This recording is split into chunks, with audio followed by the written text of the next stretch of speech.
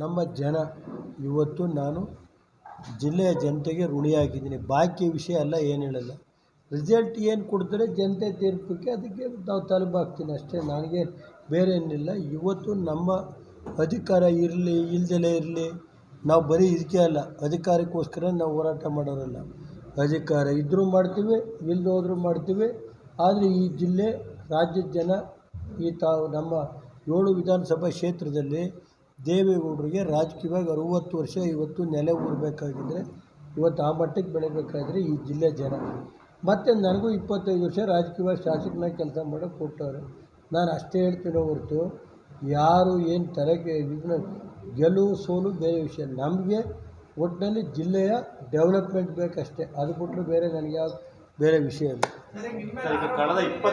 ಏನು ನೋಡೆಯ ತಡೆಯೋ ಅದು ಕೇಳ್ತೀನಿ. ನಾನು ನ್ಯಾಯಾಂಗದಲ್ಲಿರುವಾಗ ನನಗೆ ನ್ಯಾಯಾಂಗದ ಬಗ್ಗೆ ಗೌರವ ಇದೆ. ನ್ಯಾಯಾಂಗದಲ್ಲಿರುವಾಗ ಆ ವಿಷಯ ನಾನು ಮಾತಾಡೋಕ್ಕೆ ಪ್ರಸ್ತಾವನೆ ಮಾಡೋಕ್ಕೆ ತಯಾರಿಲ್ಲ. ನನಗೆ ದೇವ್ರ ಮೇಲೆ ನಂಬಿಕೆ ಇದೆ.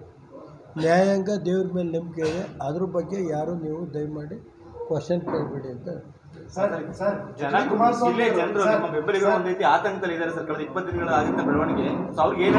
ನೋಡ್ರಿ, ಏನು ಆತಂಕ ಪಡಬೇಕಾಗಿಲ್ಲ, ಗೊತ್ತಾಯ್ತೇನ್ರಿ?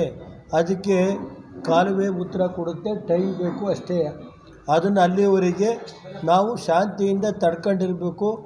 ಇದು ನಮ್ಮ ಜಿಲ್ಲೆಯ ಜನ ಆತಂಕ ಪಡೋಕ್ಕೆ ಮಂಜಣ್ಣಿಲ್ವಾ, ನಾನಿಲ್ವಾ, ಸ್ವರೂಪ್ ಇಲ್ವಾ, ದೇವೇಗೌಡರಿಲ್ವಾ, ಯಾರೂ ಆತಂಕ ಪಡಬೇಕಾಗಿಲ್ಲ. ನಮ್ಮ ಜಿಲ್ಲೆ ಜನತೆನ 60 ವರ್ಷ ದೇವೇಗೌಡರು ಕಾಪಾಡಿದ್ದಾರೆ, ಇವತ್ತು ಕಾಪಾಡ್ತಾರೆ.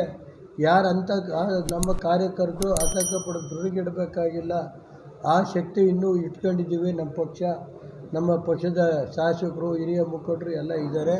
ಯಾರೂ ಧೃತಿಗೆಡಬೇಕಾಗಿಲ್ಲ.